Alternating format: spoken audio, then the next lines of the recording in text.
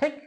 अब देखिए पढ़ते हैं कि फंडामेंटल यूनिट क्या होता है, जिसे मूल मात्रक कहते हैं। समझ में आया? जिसे मूल मात्रक कहेंगे, मूल मात्रक। ठीक, फंडामेंटल यूनिट को मूल मात्रक कहते हैं। अब मूल मात्रक कितने होते हैं? वो 7 होते हैं। ये या 7, समझ में आया? लिख दिए। अब देखिए जो फंडामेंटल यूनिट है, ठीक, हाथ से भी लिख सकते हैं, पेन से भी लिख सकते हैं, दोनों से कोई प्रॉब्लम नहीं है। ठीक, अब देखिए जो फंडामेंटल यूनिट होता है, ये एफ यू एन लिख दिए, इसका मतलब फंडामेंटल है। समझना है? शॉर्ट में लिखे, अगर पूरा लिखते तो भर जाता, लिख नहीं पाते हैं। ठीक ठीक, तो fundamental unit, fundamental quantity, fundamental unit, abbreviation. Abbreviation मतलब शॉर्ट फॉर्म होता है। ठीक, जिसे नहीं कहते पीके, तो पीके क्या शॉर्ट फॉर्म है, आर के शॉर्ट फॉर्म है। समझा? तो जो शॉर्ट फॉर्म लिखते हैं उसे एब्रीविएशन कहते हैं, मतलब छोटा करके लिखा जाता है, उसे एब्रीविएशन कहते हैं। एक होता है डायमेंशन, डायमेंशन।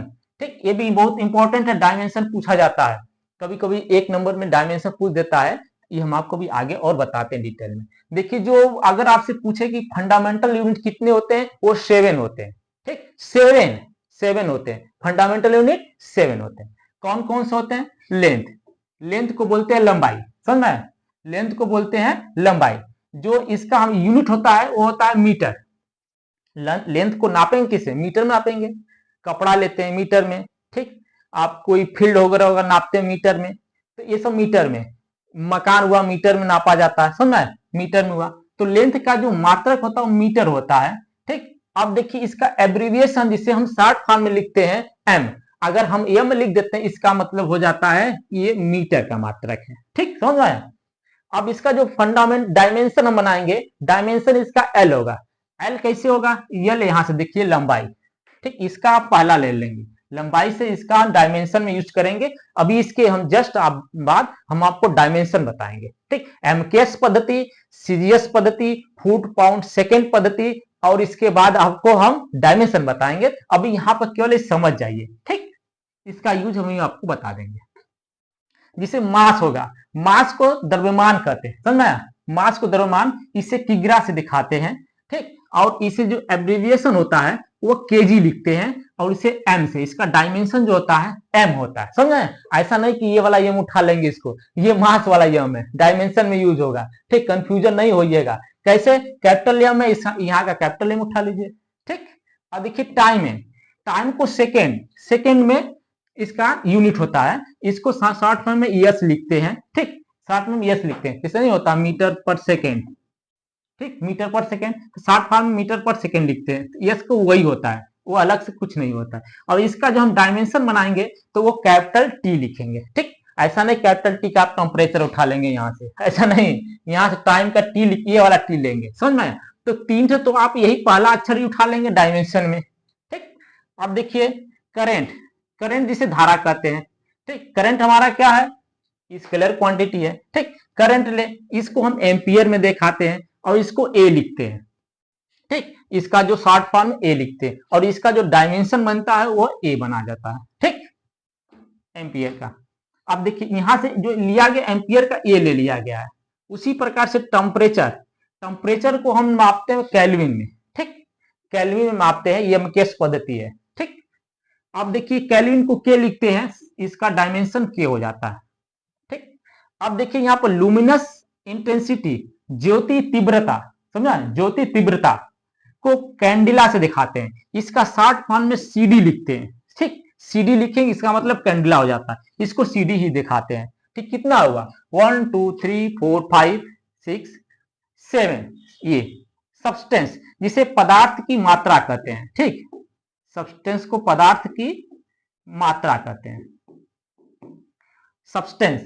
ठीक, जिसे हम मोल से दिखाते हैं, इसका एम ओ एल का लिखते हैं। जब आप एब्रीविएशन करेंगे तो यहाँ पर ई नहीं लगाएंगे। ठीक, समझ में आया? यहाँ पर खाली एम ओ एल लिखेंगे।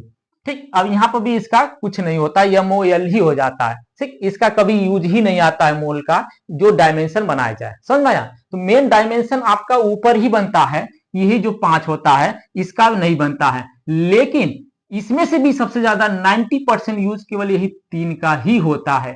ठीक, समझ में आया? 3 का ही ज्यादा यूज है, कम से कम 80%। बाकी 10% में आपका ये आ जाता है केल्विन और एम्पियर आ जाता है, इसका यूज नामात्र होता है। ठीक, अब देखिए दो बचा, एंगल, सॉलिड एंगल। एंगल को बोलते हैं कोण, ठीक, इसको सॉलिड एंगल बोलते हैं। एक कोण होता है, एक सॉलिड एंगल होता है, समझ में आया। तो जो एंगल होता है इसे रेडियन में हम मापते हैं, समझ में आया, रेडियन में। और जो सॉलिड एंगल होता है जिसे घन कोण कहते हैं, समझ में आया, घन कोण, धन कोण नहीं है, घ है, घन कोण बोलते हैं। ठीक, जिसे ईस्ट रेडियन से दिखाते हैं, इसका यस आर लिख देते हैं शॉर्ट फॉर्म में, यस आर। ठीक, इसका आर ए डी लिखेंगे, रेडियन को आर ए डी, इसका यस आर। अब ये दोनों क्या है, हमारा कंप्लीमेंट्री है, कंप्लीमेंट्री, जिसे हम बोलते हैं पूरक, पूरक बोलते हैं, कंप्लीमेंट्री को पूरक बोला जाता है, पूरक यूनिट है, पूरक यूनिट है, समझ में आया, जिसे हम पूरक बोलते हैं, जिसे यूनिट बोला जाता है। ठीक, तो ये दो तो भी यूज नहीं होता है। मेन आपका क्या है, ऊपर ही, आप समझ गए किसको शॉर्ट फॉर्म लिखना है, किसको क्या लिखना है, ये हम टाइपिंग कराए हुए, बहुत इंपॉर्टेंट है। ठीक, इसको एक जगह आप लिख लेंगे, ठीक, यही बार बार यूज होगा। ठीक, इसमें आप कंफ्यूजन नहीं होंगे, इसका डायमेंशन क्या है, हम आपको डायमेंशन भी निकालकर दिखाते हैं, किस प्रकार से डायमेंशन ज्ञात किया जाता है। ठीक, डायमेंशन, इसको थोड़ा सा बड़ा कर दें तो अच्छे से समझ में आ जाएगा। दिख रहा है ना अच्छे से, बस करें, ठीक दिख रहा है ना, ठीक, अच्छा, यहां से ले लेते हैं, इसका रेड कलर ले लेते हैं। ठीक, अब देखिए यहाँ पर यमकेश पद्धति एक होता है, एक सीजीएस पद्धति होता है। यमकेश पद्धति को एसआई पद्धति बोलते हैं, जिसे इंटरनेशनल सिस्टम होता है। ठीक, एसआई को, यमकेश का तात्पर्य होता है, ठीक, ये मीटर, मीटर, मीटर किग्रा सेकेंड, ठीक, मीटर किग्रा सेकेंड बोला जाता है। अब सीजीएस को बोलते हैं सेंटीमीटर ग्राम, ठीक, सेकेंड बोला जाता है। अच्छे से लिख दें सेकेंड को,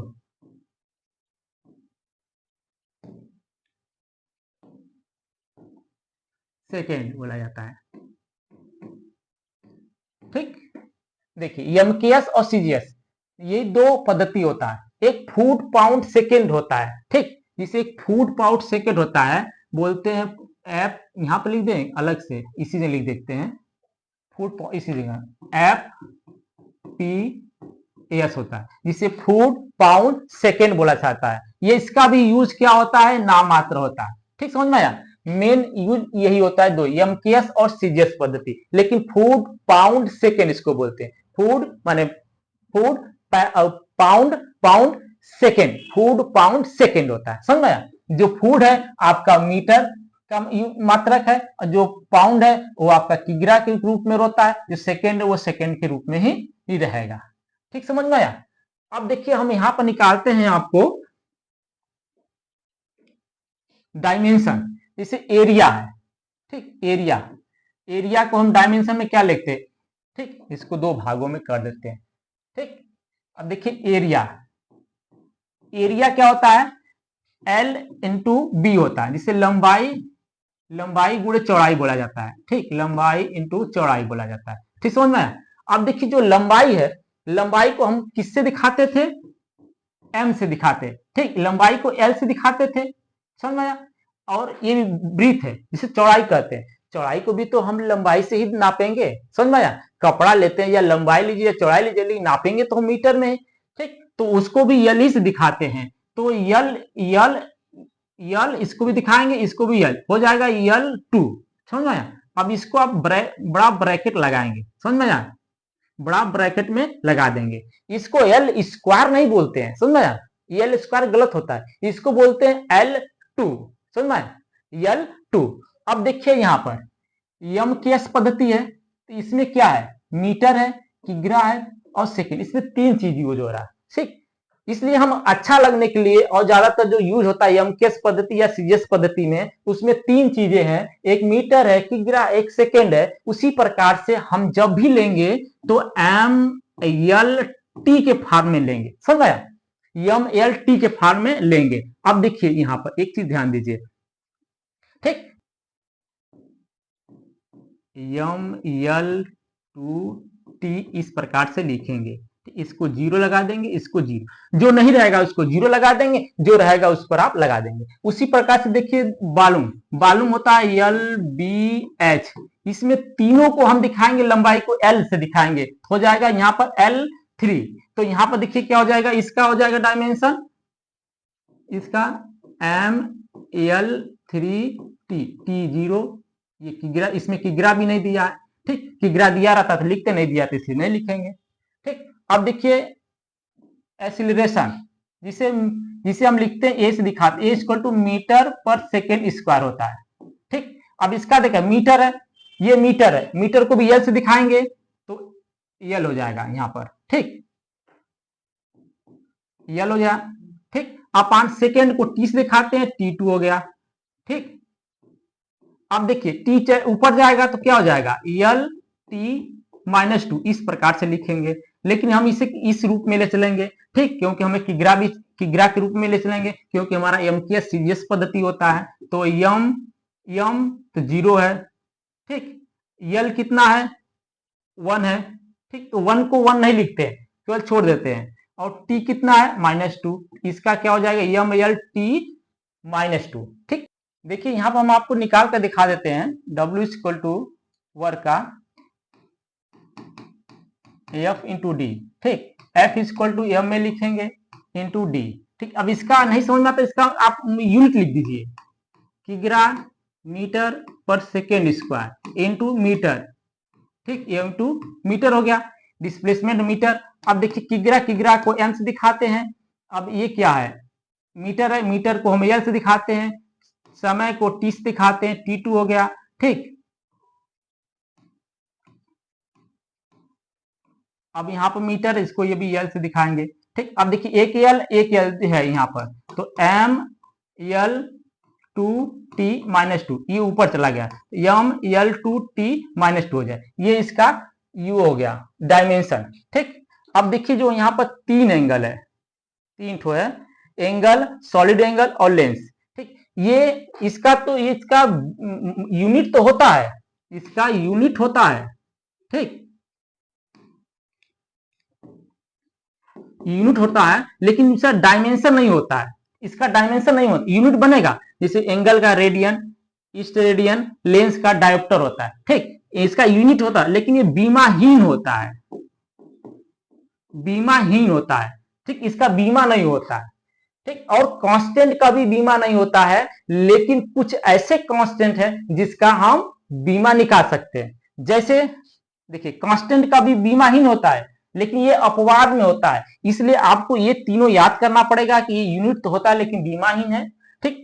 कांस्टेंट का भी यूनिट नहीं होता है, लेकिन जैसे ग्रेविटेशनल, कैपिटल जी जो आर है और एच को प्लांक कांस्टेंट कहते हैं, और आर को गैस कांस्टेंट कहते हैं, समझ आया, ये गैस कांस्टेंट है, ये प्लांक कांस्टेंट है, ये ग्रेविटेशनल है, ठीक, ये कांस्टेंट है, फिर भी इसका हम बीमा निकाल सकते हैं, समझ आया, इसको आप याद कर लीजिएगा, इसको हम बीमा निकाल सकते हैं, इसका यूनिट भी निकाल सकते हैं, है कांस्टेंट, कांस्टेंट होने के बावजूद भी इसका हम बीमा निकाल सकते हैं, समझ आया। लेकिन ये जो एंगल, रेडियन, सॉलिड एंगल और टेंस, ये सब लेंस है, ये इसका हम यूनिट निकाल सकते हैं, लेकिन बीमा नहीं निकाल सकते हैं, ठीक। तो आई होप आपको अच्छे से समझ में आ गया होगा कि किस प्रकार से हमको डिफरेंस जानना है, स्केलर और वेक्टर क्वांटिटी, और उसके बाद हम लोग पढ़े एमके और सीजीएस के बारे में डिटेल पढ़े, फंडामेंटल यूनिट के बारे में डिटेल पढ़े, ठीक। मिलते हैं नेक्स्ट वीडियो में, जय हिंद।